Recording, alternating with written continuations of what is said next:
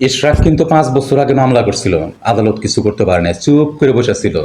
তখন তাপসকে সরাইতে পারে নাই, তখন শক্তি ছিল তাপসের।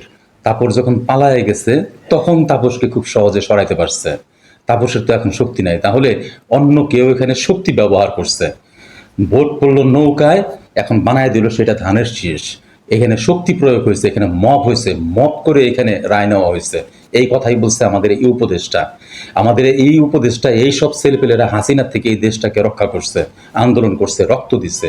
আর এখন এই ছেলেপেলেরা দাঁড়াইছে আদালতকে স্বাধীন করার জন্য, আদালতের উপরে মব হচ্ছে। আমিও তার সাথে একমত। আমি মনে করি 18 কোটি মানুষ এই ছেলেদের সাথে দাঁড়ানো উচিত। আদালতকে স্বাধীন যদি কেউ করতে চায়, এই আদালত যদি এখনই আমরা স্বাধীন না করতে পারি, কেসটা সামনে নিয়ে আসছে ইশরাক, এটা খুবই ভালো করছে। এই কেসকে সামনে নিয়ে, এটা টেস্ট কেস, এই কেসটাকে সামনে নিয়ে আমরা আগাতে পারি। এই আদালতকে আমাদের স্বাধীন করার জন্য উপযুক্ত সময় এটা।